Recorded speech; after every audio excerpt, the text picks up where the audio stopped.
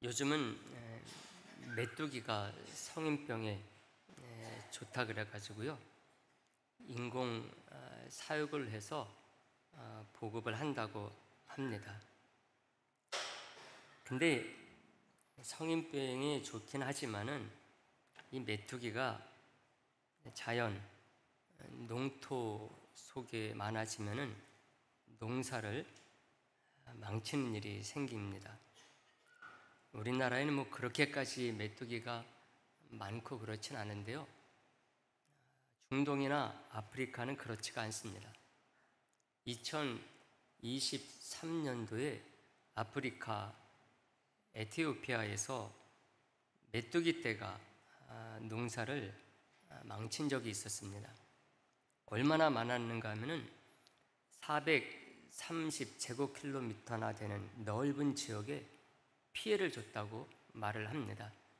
어느 정도 넓이인가 하면은 우리 서울의 한 3분의 2 정도 크기의 넓이에 피해를 줬다고 하는 것이죠. 강남구로만 따지면은 강남구의 11배 정도 되는 넓이였다고 합니다. 이쯤 되면 메뚜기들이 막 수억 마리, 수십억 마리들이 몰려다니면서 온 풀 같은 것들을 다 먹어치우게 되는 것입니다. 이 말씀을 드리는 것은 오늘 본문을 기록한 요엘 선지자가 아마도 이런 메뚜기 떼가 날아와서 피해를 준 것, 이것을 체험한 적이 있었던 것 같아요. 오늘 우리가 읽지 않았지만은 1장 4절에 보면은 이런 말씀이 나옵니다. 팥중이가 남긴 것을 메뚜기가 먹고, 메뚜기가 남긴 것을 느치가 먹고, 느치가 남긴 것을 황충이 먹었도다, 이런 말이 나옵니다. 팥중이는 어린 새싹만 먹는다고 그래요. 그러면 이제 나머지 것들, 메뚜기, 느치, 황충 같은 것들은 그 이상의 풀 줄기까지 먹을 수 있게 되기 때문에요, 이 곤충들이 지나간 곳은 정말 풀같이 생긴 것은 나만 아는 것이 없게 되는 것입니다. 그러므로 농작물 같은 경우는 그의 농사를 아예 망치게 되는 것이죠. 오늘 말씀을 나누면서 이것이 중요한 이유는 요엘 선지자 당시 이스라엘 백성들의 신앙의 상태를 보면서 요엘 선지자가 여호와의 날에 대해서 예언을 했기 때문에 그렇습니다. 여기서 여호와의 날이라고 하는 것은 마치요, 메뚜기 같은 재앙이 왔다 간 것처럼 아무것도 남기지 않는 곤충들의 피해를 요엘이 보면서 하나님의 심판을 떠올린 것입니다. 그것을 여호와의 날이라는 말로 쓰고 있는 거죠.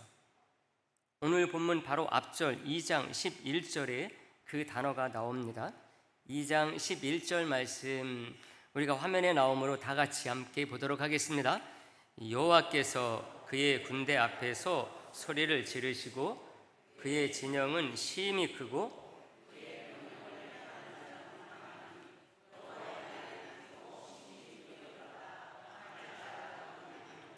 아멘. 여호와의 날이 어떻다고요? 크고 심히 두려워서 당할 자가 없다, 이렇게 말하고 있습니다.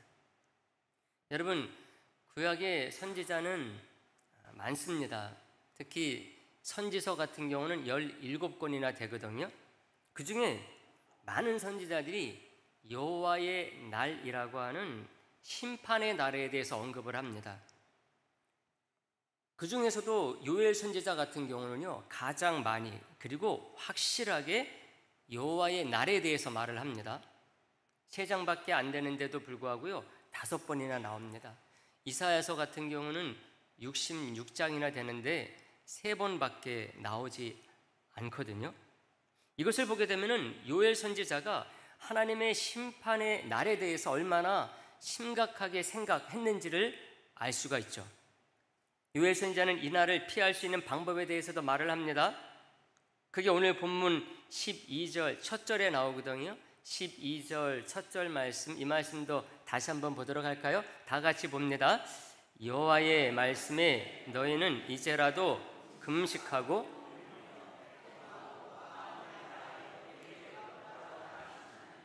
아멘. 오늘 제목 말씀이 뭡니까? 내게로 돌아오라 라는 말씀인데 바로 이 구절 속에 나오는 말이죠. 이제라도 금식하고 울며 애통하고 마음을 다해서 진심으로 누구에게로 돌아가라? 하나님께로, 내게로 돌아가라. 우상 숭배를 끊고서 죄악된 삶에서 돌아서가지고 하나님께로 오라는 말씀입니다. 한마디로 말하면 회개하라는 말이죠. 여러분, 이것을 보게 되면 요엘 선지자가 왜 선지자로 세워질 수 있었는지를 알 수가 있습니다. 그가 선지자로 세워진 것은 하나님이 그 머릿속에 여호와의 날이라는 글자를 집어 넣어주셨기 때문이 아닙니다. 이런 컴퓨터나 AI 같은 경우는 그 안에 그 자료를 집어 넣어주면은요, 그게 자기의 생각에 맞든 맞지 않던 그냥 생각 없이 그것을 누군가가 꺼집어 내려고 하면은 다 공급을 합니다. 자기 생각이 없는 거죠. 근데 요엘 선지자가 하나님의 말씀을 전하는 것은요, 그런 식으로 전하는 게 아닙니다. 하나님께서 요엘 선지자 머릿속에 여호와의 날, 하나님의 심판의 날, 이것을 집어넣어 주었으니까 그것을 말하는 것이다. 그런 기계적으로 선지자를 쓰시는 것이 아니라 요엘 선지자도 기계적으로 자기를 그렇게 헌신하는 게 아닙니다. 하나님께로 돌아오라 하는 명령어를 하나님께서 심어줬기 때문에 이스라엘에게 회개를 전하는 게 아니죠. 요엘서를 기록으로 남긴 것도 마찬가지입니다. 요엘 선지자가 글 쓰는 것을 좋아해가지고 이것을 남긴 게 절대로 아닙니다. 그것은 요엘 선지자가 그 시대를 바라보면서 이스라엘 백성들이 신앙생활을 하는 것을 보면서 하나님의 마음을 갖고서 볼 줄 알았기 때문에 그런 것입니다. 아브라함, 요슈아, 헤셀이라고 하는 분이 선지자들이라는 책을 썼거든요. 우리나라로 번역된 책 이름은 예언자들이라는 그런 말로 번역이 되어 있습니다. 근데 우리는 보통 예언자다 말하지 않냐고 선지자라 말하기 때문에 선지자들이라는 이름으로 생각해도 괜찮습니다. 이 책은 기독교, 유대교 양쪽에 널리 알려진 기독교 고전과 같은 그런 책이 됐습니다.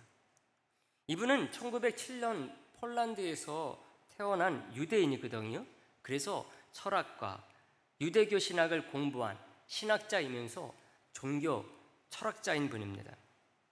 이분이 한 라디오 대담 프로그램에서요, 사회자가 이분한테 질문을 했어요. 당신의 생애 중에 가장 큰 영향을 끼친 책 한 권을 소개해 주시죠. 이렇게 요청을 했습니다. 근데 이때 이분이 말한 책이 어떤 책인가 하면은 바로 이 책, 선지자들이라는 책입니다. 자기가 쓴 책을 자기가 가장 크게 영향받은 한 권의 책으로 선정을 한 것입니다. 요즘 말로 말하면 자뻑인 거죠. 자아도취에 빠져가지고 자기 자랑 한 것으로 보기가 쉽습니다. 그렇지 않습니까? 얼마나 많은 위대한 사람들이 얼마나 많은 책을 남겼는데 그 중에 자기에게 가장 영향을 끼친 책이 자기가 쓴 책이다. 교만하지 않습니까? 이분이 학자이니까 얼마나 많은 책을 읽었겠어요. 근데도 불구하고 이렇게 딱 말했어요. 내게 가장 큰 영향력을 준 책은 내가 쓴 선지자들이라는 책입니다. 보통 사람 같으면은 그렇게 말하는 거죠. 교만에 빠진 오만한 사람이라고. 근데 이분에게는 그렇지가 않습니다. 왜냐? 이 책이 그럴 만한 책이기 때문에 그렇습니다. 여러분, 선지자는 하나님의 말씀을 전하는 사람입니다. 하나님이 그의 백성 이스라엘 사람들에게 전하고 싶어하는 과거, 현재, 미래에 대한 필요한 말씀을 받아서 전하는 사람들이 누굽니까? 선지자들이에요. 선지자를 한자로 먼저 아는 사람이다, 이렇게 우리가 이해를 할 수가 있거든요. 그래서 우리들이 미리 아는 것을 미래에 대한 것으로만 생각해서는 안 됩니다. 선지자니까 미래 10년 후, 100년 후 우리가 닥칠 일, 이스라엘 민족이 닥칠 일, 그것을 미리 알아가지고 알려주는 사람이 선지자다, 이렇게 생각하면 안 된다는 것입니다. 백성들이 깨우쳐야 될 이런 것들을 하나님께 받은 사람으로서 먼저 알게 된 것을 전하는 사람들이 선지자인 것이지, 몇 년 후에 일어날 일들을 미리 알아가지고 전하는 사람들이 아니라는 것입니다. 그게 과거의 일이 될 수도 있어요. 현재 일이 될 수도 있어요. 물론 미래의 일이 될 수도 있어요. 하나님께서 이스라엘 백성들이 알아야 될 것, 이것에 대해서, 깨우쳐야 될 것에 대해서 하나님께서 선지자들에게 깨닫게 하시고 알려주셔서 그것을 백성들에게 전하는 사람이 선지자다, 이렇게 말씀드릴 수가 있습니다. 그래서 예언자라는 말을 쓸 때도 예자는 미리 예자를 쓰지 아니하고 맡길 예자라는 한자를 쓰는 것입니다. 이게 선지자라는 원어, 히브리어 나비라고 하는 단어를 잘 이해한 사람이라고 할 수가 있습니다. 제가 여러 번 말씀드린 내용입니다. 헤셀도 이 책에서 선지자란 뭐냐? 선지자란 미래 앞으로 일어날 일을 용하게도 알아가지고 전해주는 그런 사람이 아니다. 선지자는 누구냐?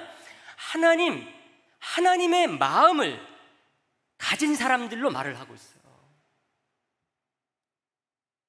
그래서 여기에서 마음이라는 것은 파토스라는 말을 씁니다. 격정 혹은 감정, 정념이라는 단어로 번역을 할 수가 있거든요. 근데 우리가 평상시 많이 사용해서 오해하기 쉬워서 그렇지 마음이라는 말로 생각하면 좋을 것 같아요. 하나님의 정념, 하나님의 격정, 하나님의 그 감정, 이렇게 번역할 수도 있고 이해할 수도 있는데, 우리는 좀 쉽게 하나님의 마음이다, 하나님의 마음. 좀 더 와닿게 말한다고 한다면 하나님은 우리의 누구이십니까? 아버지시잖아요. 아버지 하나님의 마음인 것입니다.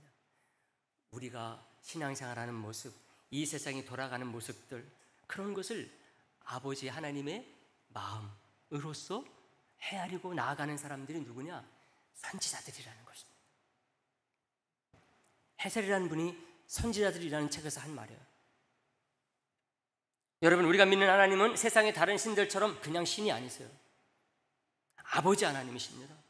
그러므로 이스라엘 백성들을 보실 때에 사무적으로 보거나 의례적으로 보거나 의무적으로 혹은 책임감으로 보고 지나가는 분이 절대로 아니십니다.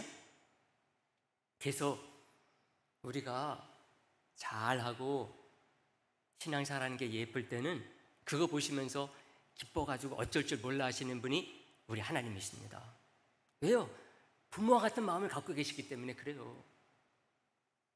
뿐만 아니라 우리가 가지고 사는 삶 속에서 지치고 피곤하고 또 질병으로 아파할 때, 이때는 정말 우리 하나님 안타까운 마음으로 보실 수밖에 없는 분이십니다. 왜요? 우리의 부모님이시기 때문에 그런 거예요. 게다가 우리가 우상 숭배에 빠져가지고 불신앙하고 타락하고 부패하는 길로 가고 있다. 그럴 때 우리 하나님 아버지는 그 마음이 타들어가는 듯한 그런 마음으로 보실 수밖에 없어요. 계속해서 돌아오지 아니하면 내가 심판해버리겠다. 그래서 여호와의 날이라는 심판 날을 정하시는 것, 왜 그렇습니까? 진짜 심판하시기 위해 그런 게 아니에요. 안 돌아오니까 이렇게 심판의 날 정하면은 그거 두려워서라도 돌아올 수 있을까? 그래서 정하시는 것입니다. 돌아오게 하려고 최후의 수단까지 하나님께서 강구하신 거죠. 왜? 정말 그렇게 가버리면은 영원한 죽음에 처해지기 때문에 그런 것입니다. 그래도 돌아오지 못하는 우리를 구원하시기 위해서 하나님께서 나중에 어떻게 하십니까? 독생자 예수를 그리스도로 보내주시기까지 하신 그 하나님의 아버지의 마음, 여러분 그것을 누가 헤아릴 수가 있어요? 친아들이 아닌 친자녀가 아닌데, 저와 여러분들은. 근데 그런 자녀들을 구원하시기 위해서 독생자, 친아들 예수 그리스도를 보내주시기까지 할 수밖에 없었던 그 하나님 아버지의 마음을 누가 헤아릴 수 있느냐는 것입니다. 그럼에도 불구하고 그것밖에는 다른 방법이 없기에 그런 하나님의 구원 계획까지 알아서 알려주는 자들이 누구냐? 바로 선지자들이라는 것입니다. 선지자들 마음 가운데 그게 있다는 거예요. 그런 하나님 아버지의 마음이 있다는 것입니다. 그 마음을 헤아리는 사람들이 선지자라는 거예요. 그러니 그 선지자들이 그 마음에 갖고 있었던 그 하나님 아버지의 마음이라는 것, 이루 말할 수 없는 것입니다. 그래서 선지자들 보게 되면 어떤 때는 미친 사람 같아요. 이사야나 예레미야 같은 사람들 그 사역을 하는 것을 보게 되면 이 사람 미친 거 아니야 이거? 왜 이렇게까지 해야 돼? 어떤 때는 막 벌거벗고 다닙니다. 어떤 때는 거리의 여자를 아내로 취해서 메시지로 전해요. 미친 거죠. 왜 이렇게 미칠 수밖에 없었느냐? 지금 하나님 아버지가 그런 마음 가지고 우리를 보고 있다는 거예요. 그래서 그 하나님 아버지의 마음 속에는 진노부터 동정, 그 사이에 모든 마음들이 다 들어있다고 볼 수가 있어요. 기쁨에서부터 애통, 그 사이에 있는 모든 마음들이 다 들어있는 거죠. 평안으로부터 불안과 염려 사이에 모든 마음이 그 아버지 마음 속에 있어요. 왜요? 우리를 보시면서 그런 마음을 가질 수밖에 없기 때문에. 사랑에서부터 원수 갚음 사이에 모든 마음들이 그 속에 담겨져 있는 것입니다. 그래서 헤셀이 선지자에서 이렇게 말을 했어요. 선지자들의 주장은 하나님과 인간 사이에서 엉거주춤하며 알쏭달쏭한 법이 없다. 그것은 마치 하나님의 가슴에서 쏟아져 나와 인간의 가슴 속으로 뚫고 들어가는 듯한 강렬한 말씀들로 되어 있다. 이렇게 말했어요. 그래서 그들의 글을 우리가 읽고 있으면은 감정이 팽팽하게 고조되고 느긋하게 안정을 즐길 만한 그런 양심이 그 속에 있지 아니하고 뒤틀릴 수밖에 없다. 이렇게 말했어요. 그러니까 많은 선지자들이 그런 이상한 행동들을 하면서 그 말씀을 전한 것입니다. 요엘 선지자도 마찬가지예요. 요엘 선지자가 활동한 시대의 이스라엘은요, 아수르나 바벨론과 같은 제국이 나오기 이전입니다. 이사야나 예레미야 같은 선지자가 활동했었던 그런 시대보다 이사야나 예레미야가 활동했었던 때는 아수르와 바벨론 같은 무지막지한 그런 제국들이 나왔거든요. 왜 그렇습니까? 하나님께서 기다리다 심판하시겠다는 거죠. 너희들 지금 회개하지 않으면 아수르, 바벨론에서 너희들이 망하게 되어 있어. 예레미야가 이사야가 그거 전한 것입니다. 근데 요엘 선지자가 활동했었던 때는 그로부터 150년 정도 전이에요. 다시 말하면 이스라엘의 계속된 불신앙으로 말미암아 멸망에 정말 눈앞에 다가온 그 시대와는 달랐다는 거죠. 그만큼 이스라엘 백성들에게 기회가 있었던 거예요. 근데 왜 요엘 선지자가 다른 선지자들보다도 하나님의 심판의 날, 여호와의 날에 대해서 많이 말합니까? 왜 그렇겠습니까, 여러분? 기회가 있을 때 돌아오라는 거예요. 그냥 이스라엘 백성들이 하는 것을 보고만 있을 수 없는 때가 이때라는 거예요. 왜? 지금 그것을 바로잡지 못하면 더 큰 채찍과 징계가 필요하기 때문에 그렇습니다. 하나님은 저와 여러분들 포기하지 않습니다. 그러니까 어떻게 돼요? 해도 안 돌아오게 되면 더 강하게 밀어붙이는 거죠. 근데 이런 현실을 누가 압니까? 그 속에 빠져있는 사람들은 모르는 거죠. 오직 하나님만 아시는 거예요. 하나님은 과거와 현재와 미래를 한눈에 직관하시고 그 모든 결말까지 다 아시는 하나님이시기 때문에 그래요. 그 하나님만이 지금이 바로 돌아와야 될 때이고 회개해야 될 때임을 아시고 말씀하시는 것입니다. 근데 이것을 누가 이스라엘 백성들에게 전합니까? 보통 사람들은 그냥 거기 속에 빠져 사는 거죠. 야, 아직 살기 괜찮아. 이렇게 먹을 거 많은데. 바벨론이나 아수르 같은 그런 나라들도 아직 없잖아. 그러니 누가 이걸 전합니까? 그게 바로 선지자들입니다. 요엘을 말하는 거죠. 요엘은 그 시대에 이스라엘 백성들을 바라보면서 하나님 아버지의 마음을 가지고 그들을 볼 수 있었기 때문에 아직 사는 게 괜찮으니까 다 괜찮다 이렇게 말하지 않았어요. 그래서 하나님이 요엘 선지자를 사용하신 거예요. 사랑하는 성도 여러분, 그렇다고 한다면 오늘날은 누가 이런 요엘 선지자와 같은 일을 합니까? 바로 말씀을 갖고 사는 저와 여러분들 같은 성도인 줄 믿으시기를 간절히 소망을 합니다. 구약시대처럼 신약시대 때는 선지자가 따로 있는 시대가 아닙니다.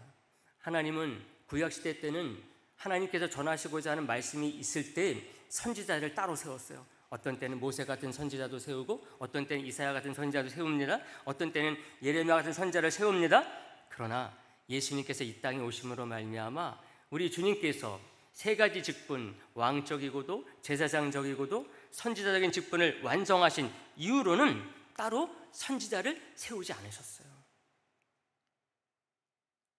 더 이상 다윗의 후손들이 왕을 하는 시대가 아닙니다.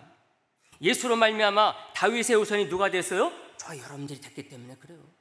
저와 여러분들을 통하여 이 세상을 다스리게 하신 것입니다. 왕적인 직분을 주신 거예요. 우리가 하나님의 말씀으로 이 세상을 잘 경영하게 되면은 이 땅 가운데 하나님의 나라가 막 일어나는 것입니다. 옛날에는 왕 하면은 다윗의 후손 왕 한 사람만 필요했었지만, 아니 한 사람밖에 없었지만, 오늘날은 다윗과 같은 그런 마음을 가지고 살 수가 있다고 한다면은 그런 선한 마음 가지고 사는 왕들이 그리스도인만큼 많으니까 얼마나 멋진 세상이 될 수가 있어요. 예수님이 이것을 이루신 것입니다. 더 이상 아론과 같은 제사장이 세워가지고 하나님께 제사하고 예배하기 위해서 제사장이 대신 가서 제사하고 예배하는 시대는 지나갔어요. 저와 여러분들이 증거 아닙니까? 저와 여러분들이 지금 어디에 와서 예배드리고 있어요? 구약시대로 말하면은 성막 가운데서도 지성소 안에서 예배드리고 있어요. 지성소가 어디입니까? 하나님 만나는 자리잖아요. 하나님 계신 곳을 상징하는 곳이잖아요. 구약시대 때는 하나님 만나면 큰일 나니까 들어갈 수가 없었죠. 근데 예수 그리스도로 말미암아 하나님과 우리 사이가 화목한 관계가 됨으로 말미암아 우리가 이렇게 직접 나와서 예배 드리는 거예요. 구약시대 때는 제사장이 대신했거든요. 여러분, 더 이상 우리에게는 이사야나 요엘과 같은 선지자가 없어요. 없어서 안타까운 게 아니에요. 이제는 우리가 직접 말씀을 통해서 성령을 통하여서 하나님의 뜻을 아는 시대가 됐기 때문에 그래요. 하나님의 계획을 알 수 있는 시대가 됐기 때문에 그렇습니다. 그래서 그것을 전하는 시대가 됐기 때문에 그래요. 이게 선지자죠. 하나님의 뜻을 알아서 그것을 세상 사람들에게 전하는 거예요. 저와 여러분들이 그 일을 하는 것입니다. 그렇다고 한다면 우리가 요엘과 같은 선지자다, 그렇다고 한다면 어떻게 이 일을 감당하느냐 하는 것입니다. 그것은 우리가 살고 있는 이 시대를 정말 요엘처럼 선지자들처럼 하나님 아버지의 마음으로 보는 것입니다. 우리가 말씀을 훈련하고 하나님이 어떠한 분이신가를 계속해서 말씀을 통해서 우리 자신이 새기고 훈련하지 않았습니까? 이것을 통해서 하나님께서 이 시대를, 우리가 사는 이 시대를 어떻게 보실까? 우리는 다른 세상 사람들과 다르게 볼 수 있는 사람들이에요. 여러분, 세상에 사는 것은 그냥 먹고 살기 위해서 사는 것이 절대로 아닙니다. 왜 하나님께서, 우리 주님께서 우리를 이 세상 가운데 여생을 살게 하십니까? 예수님을 믿고 참된 신앙으로 산 뒤에 하나님 나라 부르지 아니하시고 10년도 더 살고 어떤 때 30년도 더 살게 하시고 50년도 더 살게 하신 것, 무엇 때문에 그러십니까? 이 세상에서 그냥 잘 먹고 잘 살기만 하게 하기 위해서 그런 것입니까? 아니에요. 우리가 이 세상에 사는 것, 그 시대를 알아야지만이 하나님의 마음을 알 수가 있는 거거든요. 그래서 그 마음을 전해야 될 사람들이 또 어디에 있기 때문에? 세상에 살기 때문에. 그래서 우리가 세상에 사는 거예요. 세상에 살아야 이 세상을 알게 되고, 그럼 이 세상에 대해서 하나님께서 가진 마음이 어떨까 하는 걸 알게 되고, 그 아는 것을 전해야 될 사람, 그 사람이 세상에 있기 때문에 우리가 세상에 사는 거예요. 헤셀도 선지자의 역할에 대해서 이렇게 말했어요. 우리가 이 말씀, 선지자의 중심되는 사명은 하나님의 말씀을 어떻게 해요? 지금 여기에 밝히 드러내는 것이다. 어디에요? 지금 여기에. 저와 여러분들이 사는 곳. 선지자의 사명이 그거라는 거예요. 아무리 이사야가 기레성과 같은 선지자라 할지라도요, 지금 여기에 올 수 없잖아요. 지금 여기를 알아야 하나님의 마음이 지금 어떨까를 알고 전하는 거거든요. 지금 여기는 누가 있습니까? 저와 여러분들이 있잖아요. 저와 여러분들이 그걸 알 수가 있는 거예요. 저와 여러분들이 하나님의 마음을 갖게 되면 이 세상 사람들에 대해서 하나님이 어떤 마음을 가지고 계실까? 그것을 알고 이 세상 사람들에게 여러분들이요, 지금 이렇게 살 때 아닙니다. 하나님 아버지 마음이 이래요. 이렇게 살아야 됩니다. 말할 수 있는 사람입니다. 그게 선지자라는 거예요. 계속해서 헤셀이 이렇게 말해요. 미래를 열어 보이는 것도 현재 무엇이 이루어지고 있는가를 드러내기 위한 것이다, 이렇게 말했어요. 현재 무엇이 이루어지고 있는가? 누가 압니까? 저와 여러분들이 살고 있는 이 세상, 저와 여러분들이 아는 것이죠. 현재 지금 이 시대를 영적으로 하나님 아버지의 마음으로 볼 줄 알아야 된다는 것입니다. 이건 세상 사람들이 못해요. 저와 여러분들이 부족하죠. 깨달음이 없죠. 그래도 세상 사람들보다는 우리가 낫다는 거예요. 어떤 면에서? 하나님 아버지의 마음이 지금 어떨까? 이 시대 사람들을 보면서 어떤 마음을 가지고 계실까 지금?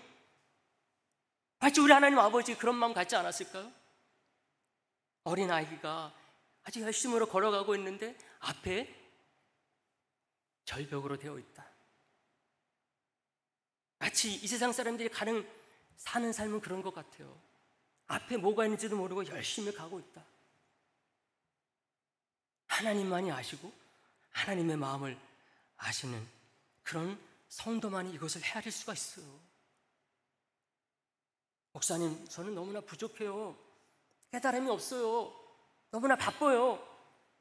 그래도 우리가 할 수 있다는 것입니다. 우리가 그래도 낫다는 거예요. 세상 사람들보다는. 예수님도 그 시대를 직시해서 십자가의 길을 가셨어요. 예수님도 그런 면에서 선지자적인 사명을 그 시대 속에 감당했어요. 십자가에서 무슨 말씀하셨는가 하면은 누가복음 23장 28절에서 이렇게 말씀하셨어요. 그러면서 십자가 지시고 돌아가신 거거든요. 우리 이 말씀 화면에 나오니까 다 같이 봅니다. 다 같이 보겠습니다. 예수께서 돌이켜 그들을 향하여 이르시되